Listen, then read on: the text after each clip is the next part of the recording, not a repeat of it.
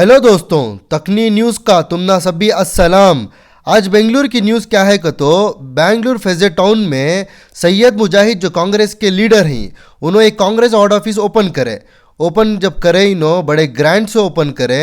इसमें बीजेड ज़मीर अहमद खान जी भी आए थे और अखंडा श्रीनिवास मूर्ति भी आए थे, BK अल्ताफ़ खान, अयूब खान, ऐसा बल्ला के लीडर आए थे।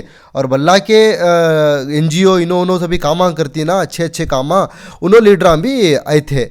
ये ओपनिंग के बाद टाइम पर क्या बोलेगा तो सैयद मुजाहिद, अब जो BBMP इलेक्शन आ रहा ना बेंगलुरु में, वो इलेक्शन आए के टाइम पर इन्हों जो है इलेक्शन भी लड़तूँ कर को प्लान कर को ही। अब इन्हों क्या बोल रही, बीजेड ज़मीर अहमद खान भी अखंडा श्रीनिवास मूर्ति जब ओके कर को बोलती, जैसे ही ओके कर को इनको टिकट मिल जाती है तो इन्होंने इलेक्शन भी लड़ती। और इलेक्शन लड़ने के बाद में जो है तमाम मुसलमान रहंदे हिंदू रहंदे सबके वास्ते जो है अच्छे से अच्छा मैं काम करतूँ कर को सैयद मुजाहिद बोल रही। और एक दूसरी बात क्या कहते, मीडिया वाले इनको सवाल करे IMA के केस में और दूसरे बल्ला के केसा में तुम्हारा इन्वॉल्वमेंट है, तुम्हारे पर एलिगेशन है, ऐसा सब कुछ है कर को। सैयद मुजाहिद बोले नहीं, मंजे पूरा अब इसके ऊपर राहत मिल को है, मुझे इससे पूरा अब नजात मिल को है, मैं कोर्ट से पूरा पेपर्स ला को हूँ, मैं इतना पेपर्स भी दिखाता हूँ मीडिया में बताए। तो आओ वो मैं पूरे आपको दिखाता हूँ क्या सैयद मुजाहिद आज की रिपोर्ट में बोल को हिंगर को। सर बताइए, आज आपकी जगह पे जो कांग्रेस की ऑफिस आपने ओपन की है, वार्ड ऑफिस, इसके बारे में बताइए पहले। सबसे पहले सबको अस्सलाम वालेकुम रहमतुल्लाहि व बरकातुहू। खासकर आज वार्ड के अंदर कांग्रेस पार्टी की ऑफिस ओपन करने के पीछे मकसद दो ही। एक तो मैं आप लोगों के साथ खुशी बांटना चाहता हूं, और दूसरी बात ये कि आने वाले BBMP इलेक्शन में मैं यहाँ से अल्लाह चाह को हमारे लीडर बीजेड ज़मीर अहमद खान साहब और इस कॉन्स्टिट्यूंसी के MLA अखंडा श्रीनिवास मूर्ति साहब अगर मेरे ऊपर भरोसा करके BBMP की टिकट मुझे देंगे तो इंशाअल्लाह मैं यहाँ से इलेक्शन लड़ूंगा बोलकर, उसके लिए और कौम के लोगों के मसाइल हल करने के लिए एक ऑफिस ओपन किया हूँ कांग्रेस पार्टी से।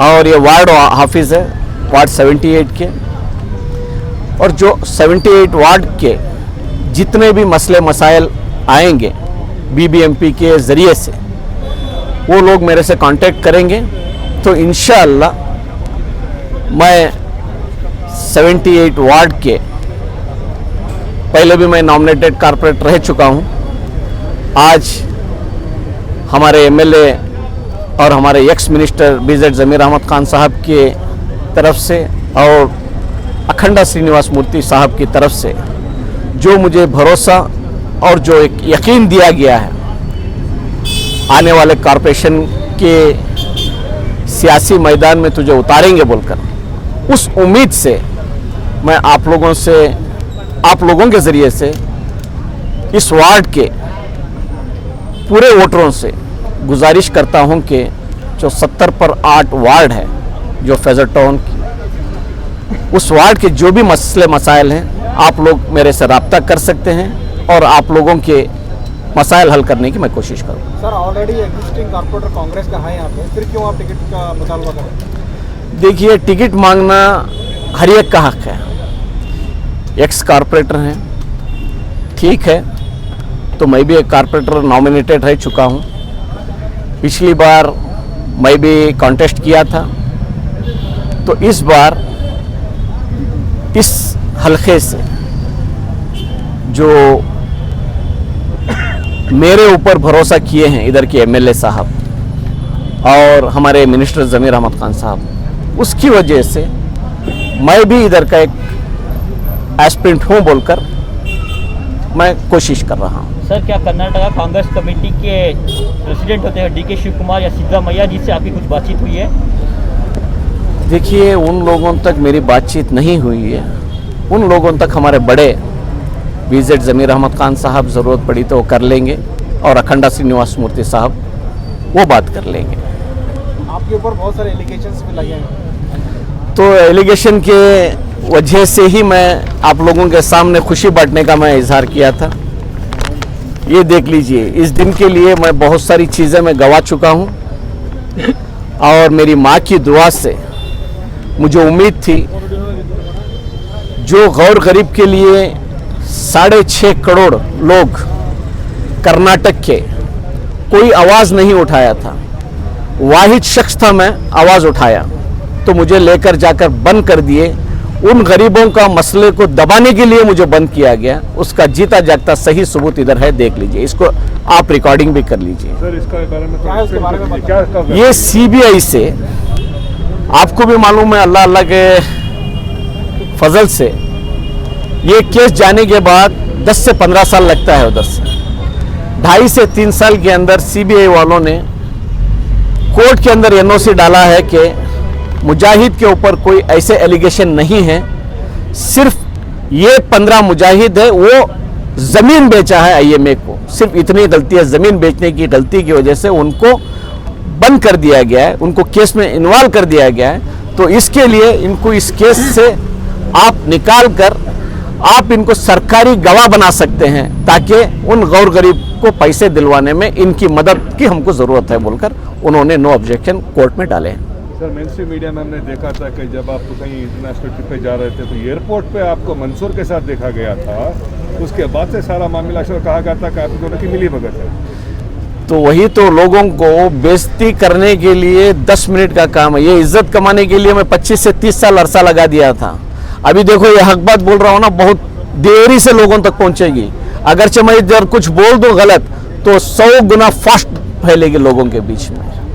अफवाहों के पीछे हमारी कौम ध्यान जितना देती है उतना हक के पीछे दे देगी, तो इंशाअल्लाह मेरे जैसे कई लीडर्स आगे बढ़कर कौम की खिदमत करेंगे। अगर एफआईआर को अगर हम देते तो उसमें आपका नंबर 15 पे आता था, जो बहुत ही नीचे था। इतना होने के बावजूद भी जो लीडर्स है उनसे आपको ऐसी दुश्मनी क्या थी कि उन्होंने आपके साथ इस तरह से किया? इतने सारे कई लीडर तो दूसरे भी हैं ही। देखिए, लॉजिक आप लोगों को समझना चाहिए। मैं अकेला आवाज़ उठाता था उस टाइम पे, जो कुछ भी गलत होता था मैं सिर्फ मेरी वार्ड तक, मैं काउंसलर बोलकर मैं मेरे घर तक की मैं नहीं कभी नहीं सोचा। जब कभी भी कौम को ज़रूरत पड़ी है, जब कभी भी कौम को नीचा करने का कोशिश कोई भी मिनिस्टर हो, कोई भी एमएलए हो किया है, तो उनको मुंह तोड़ जवाब देकर मैं लोगों के बीच में कौम के लिए आवाज़ उठाया हूँ। सर अगर सीट टिकट नहीं मिले दूसरा कदम क्या है सब आपका? देखिए, दूसरा कदम मैं आपको ये बोलूँगा कि मैं दूसरी पार्टी से जाऊँगा, दूसरे इससे नहीं, बिल्कुल नहीं जाऊँगा। मैं कांग्रेस में हूँ, मेरे साहब कांग्रेस में हैं, मेरे एमएलए साहब भी कांग्रेस से हैं। इंशाअल्लाह मुझे उम्मीद है टिकट मिलेगी, अगरचे नहीं भी मिलेगी तो इंशाअल्लाह मैं कोई पार्टी से कॉन्टेस्ट नहीं करूँगा, क्योंकि पूरे जितने भी एस्पिरेंट हैं इधर फेजर टाउन से, उन लोगों से पूरों से मेरी बातचीत भी हुई है। मैं उन लोगों से वादा भी किया हूँ, अगरचे आप लोगों को टिकट मिलेगी मैं आपको काम करूँगा, या फिर मुझे टिकट मिलेगी कौम की खिदमत करेंगे और जो इस वार्ड के मसले मसाइल हैं उसको हल करेंगे, आप लोग मेरा साथ दो बोलकर मैंने उन लोगों से दरख्वास्त की है। और यहाँ तक के जो इधर के प्रेजेंट कारपोरेटर थे AR जाकिर, उनसे भी मैंने फ़ोन पे मैं रब्ता किया। मैंने उनसे ये कहा कि मैं इलेक्शन इस बार लड़ रहा हूँ भाई, अगरचे मुझे सीट मिलेगी तो तुम मुझे साथ दो, या अगरचे मुझे नहीं मिलेगी, आपको अगरचे मिलेगी तो इंशाल्लाह मैं आपको भरपूर साथ दूंगा। सर इस इलाके के ऐसे क्या मसाइल हैं जो अब तक पूरे नहीं हुए? पिछली बार भी यहाँ पर हुकूमत रही या कॉर्पोरेटर रहे, तो आने वाले दिनों में आप क्या बदलाव लाना चाहते हैं यहाँ पर? देखिए, बदलाव, मेरा घर इधर है और मेरा पुराना घर है इधर, तो उस हिसाब से सिर्फ मेरे घर की मिसाल आपको देकर समझाता हूँ। इधर के जो भी ड्रेनेज सिस्टम है ब्रिटिश के ज़माने की है। इधर के पूरे ड्रेनेज सिस्टम के अंदर जो पाइप डाला गया है वो भीड़ के डाला गया है, वो अंदर कई जगह फूट भी गए हैं, तो पानी ड्रेनेज सिस्टम बहुत गलत पुराना है, तो उसको बदलने के साथ साथ वाइट टॉपिंग का जो काम चल रहा है वो पेंडिंग है, उसके लिए भी आवाज़ उठाऊंगा। और इंशाअल्लाह मेरे सामने जो भी मसाइल आएंगे उसको मद्देनज़र रखते हुए मैं काम करूंगा, क्योंकि ये दिन का मैं इंतज़ार कर रहा था। इसीलिए मैं कहीं किसी पार्टी फंक्शन में नहीं आता था और लोगों के बीच में नहीं जाता था। वजह इसकी है कि लोगों ने जिस तरीके से मुझे बदनाम किए थे, समझो खबरस्तान को भेज दिए थे, आज अल्लाह अल्लाह के रसूल ने मेरी माँ की दुआओं से मुझे नया एक बोलते हैं ना, एक नई ज़िंदगी मुझे बख्शी है। तो इंशाअल्लाह ये नई ज़िंदगी को मैं आगे बढ़ाते हुए पीछे पलट कर देखना नहीं चाहता। जो कोई भी मेरे दुश्मन किए हैं मेरे पीछे साजिश, मैं उनको अल्लाह के हवाले कर दूंगा। आज के बाद उन लोगों को दुश्मन की नज़र से भी नहीं देखूंगा। जो कुछ भी फैसला करेगा अल्लाह की ज़ात पर मुझे इतना यकीन है, जो ये रिपोर्ट आने के बाद वो फैसला भी मैं अल्लाह के हवाले कर दूंगा। और आने वाले दिनों में लोगों के मसले मसाइल हल करने के साथ साथ दुश्मनों को गले लगाकर चलने की मैं कोशिश करूंगा। मुजाहिद साहब, IM में इन्वेस्टर्स के लिए आप क्या कर रहे हैं? अब तक स्टार्टिंग में तब आवाज़ उठाते रहे, लेकिन बाद में एकदम खामोश इख्तियार कर लिया। तो यही तो मेन सवाल अभी आप पूछ रहे हैं। आवाज़ उठा करके तो मैं जेल गया, उस आवाज़ को दबाने के लिए तो भेजे। जब से मैं जेल गया उसके बाद कौन एक वाहिद शख्स बताइए इस IMA के लिए आवाज़ उठाकर उनका हक दिलाने के लिए आगे आया है? एक नाम मेरे सामने गिनवाइए। आप जेल से वापस आने के लिए खामोश हो गए?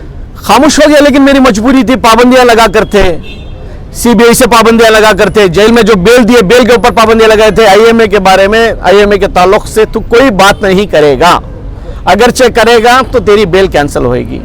तो ये मेरी मजबूरी थी। आज मैं आज़ाद हूँ, आज मैं आज़ाद हूँ, आप लोगों के सामने इसीलिए बैठा हूँ। आज मैं आज़ाद हूँ, मेरी माँ की दुआ मेरे साथ है। और कौम के उन गौर गरीब के लिए, बड़े लोगों का तो छोड़िए, उनके पास दौलत के अंबार रहेंगे, लेकिन जो गौर गरीब के लिए मैं आवाज़ उठाया था, उन लोगों की दुआ का नतीजा मैं आप लोगों के सामने जिंदा बैठा हूँ। या फिर कोई दूसरा होता सुसाइड कर लेता। अब क्या करेंगे? अब मैं यही करूँगा इंशाअल्लाह। उन CBI ऑफिसरों ने मेरे से दरख्वास्त भी किए हैं कि आप एक सरकारी गवाह बन जाएंगे तो इंशाअल्लाह IMA के इन्वेस्टरों के लिए मदद साबित होगी बोलकर, इंशाअल्लाह उसके बारे में सोचकर बड़ों से राय मशवरा करके उन लोगों को साथ देने का फिर से मैं कदम उठाऊंगा जिन इंशाअल्लाह। लोगों के लिए आप जेल गए थे, अभी आप पे पूरा खुलासा हो चुका है, अब सरकारी गवाह बनने का भी आपको ऑफर आया है। क्या जो 50,000 से ज़्यादा इन्वेस्टर्स हैं वो आपका राबिता कायम कर सकते हैं उनकी मदद के लिए? कोई कॉम्पिटेंट अथॉरिटी जिनके अंडर में पूरा प्रोसेस आता है?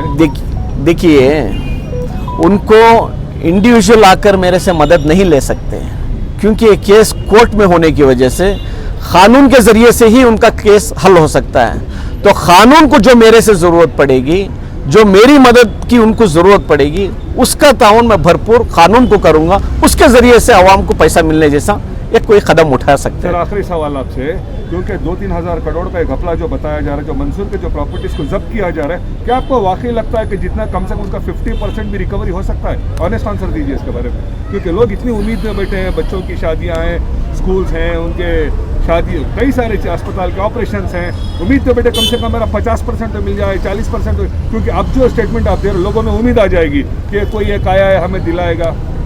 देखिए, कोई एक आया है दिलाएगा नहीं। जो इंसान गवाह कर रहता है उसकी आखिरी सांस तक भी उसको उम्मीद रहती है मेरा गया हुआ, मेरा हक का पैसा मुझे आएगा बोलकर। उस उम्मीद पे कायम रहना चाहिए। जैसा कि मैं सियासत के अंदर कदम उठाया था, मेरी मंजिल पाने के लिए ये सब उतार चढ़ाव आते हैं बोलकर यकीन था, लेकिन इस तरीके से मुझे फंसाते हैं बोलकर ये यकीन नहीं था। लेकिन वो फंसा भी दिए, लेकिन अल्लाह ने मुझे रास्ता भी दिखा दिया। तो ऐसा मैं बढ़ चढ़ के आगे जा रहा हूँ। तो इसी तरीके से उन लोगों को उम्मीद हारने की ज़रूरत नहीं है। तो उनसे मैं ये कहना चाहता हूँ, हकीकत में सरकार कोई चीज़ को, एक रिंग बोलते हैं, रिंग बगैर बनाए एक पब्लिक के अंदर अवेयरनेस लाकर आज इस चीज़ को एक्शन डाल रहे हैं बोलकर पब्लिक को बुलाकर एक्शन करेंगे तो उम्मीद रखता हूं, और आप लोग भी उम्मीद कीजिए 50% ज़रूर पैसा उन लोगों को मिलेगा। Thank you. आवाज़